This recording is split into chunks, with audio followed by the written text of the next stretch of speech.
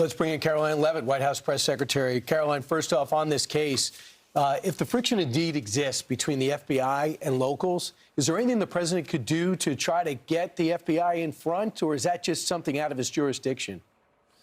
Well, look, the FBI, in order to take over the investigation, would, of course, need the local authorities to hand it over to them. And I spoke with Director Patel late last night, and he assured me the FBI has been on the ground. In fact, Director Patel himself was on the ground in Arizona this week, and that we are offering the full resources and weight of the federal government to help local authorities bring this case to an end, to bring Nancy Guthrie home. President Trump immediately offered that when this case was first heard about, when this news broke, and our hearts break every day that this goes on. And again, the FBI is on the ground wanting to assist in any way that they can, and they have.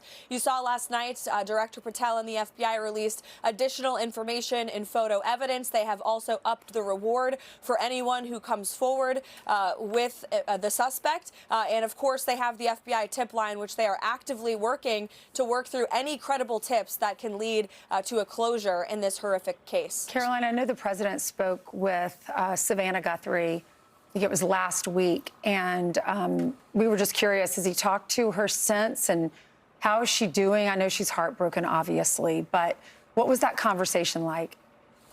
It was, of course, a very sad and solemn conversation for the president, but of course for Savannah as well. It was an important call for the president to make, and he made it right away upon learning of Nancy's disappearance. And in that phone call, he assured Savannah and the Guthrie family that, again, the White House and the entire Trump administration, including and especially the FBI, are on the ground to help local authorities in any way possible to bring Nancy home.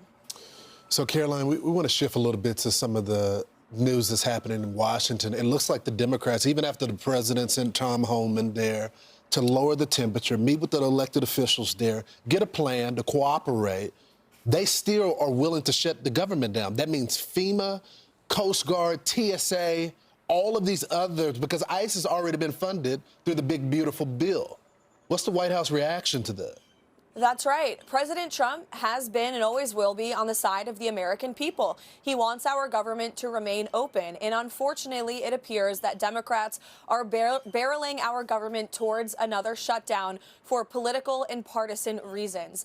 The White House has been very much engaged with Democrats in serious discussions and negotiations over immigration enforcement policy. In fact, we have not only sent counter proposals, but actual legislative text to Capitol Hill in the hopes of coming to an agreement to avoid this shutdown. But Democrats have left Washington, and now the brave men and women of our United States Coast Guard, of FEMA, who are still helping Americans turn their lights on from the recent winter storm, and the men and women of TSA that work diligently to keep our airports moving and keep flights efficiently going, are going to go without a paycheck. Remember, these are American workers who went 43 days without a paycheck in the last shutdown because Chuck Schumer and Democrats wanted to play partisan politics with Democrat funding. It's unacceptable to President Trump and the White House. We've made every good faith effort to try to keep the government open. And of course, the brave men and women of both ICE and CBP will also go without pay unless we can find a way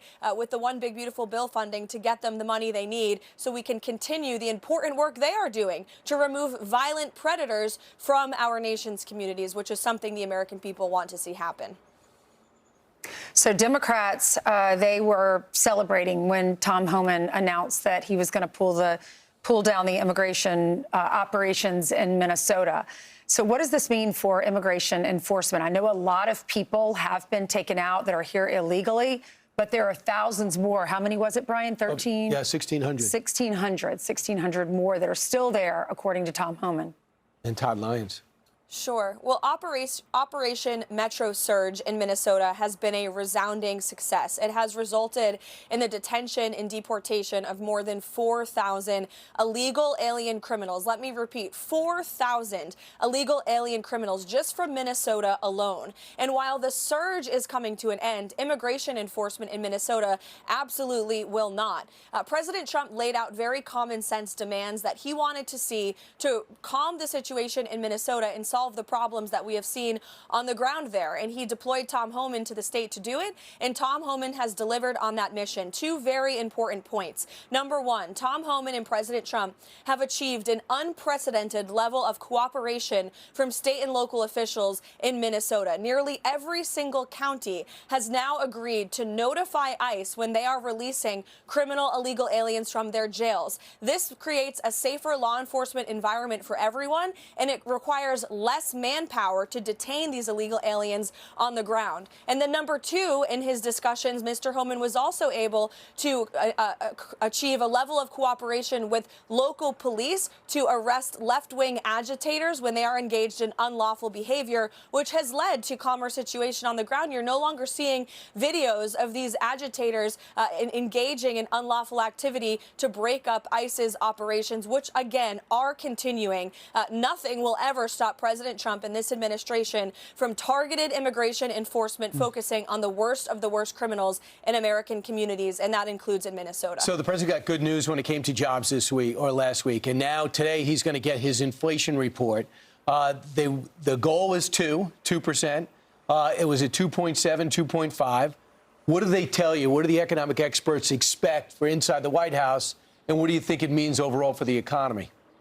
Well, look, the report will be released in a few minutes, and I can't get ahead of it. But what we do know are the facts. President Trump inherited an economic mess from the Biden administration. Inflation was at a record high 9%. And because of this president's pro-growth policies, inflation has reached a 1.4% annualized CPI rate. That is a remarkable turnaround in just a little over a year. We also see, as inflation has come down, wages have increased under this president. So Americans have more purchasing power, which is the greatest measure of affordability. How affordable things are for you is how much money you have in your pocket. And we're in the middle of the largest tax refund season ever. We've been hearing from everyday Americans across the country telling us they're seeing more money in their tax refund checks this year, thanks to President Trump's no tax on tips, overtime, and Social Security, no tax on Social Security policies, which he signed into law last year. So as President Trump has continually said, the best is yet to come, and we believe we're continuing to head into an economic boom in 2026.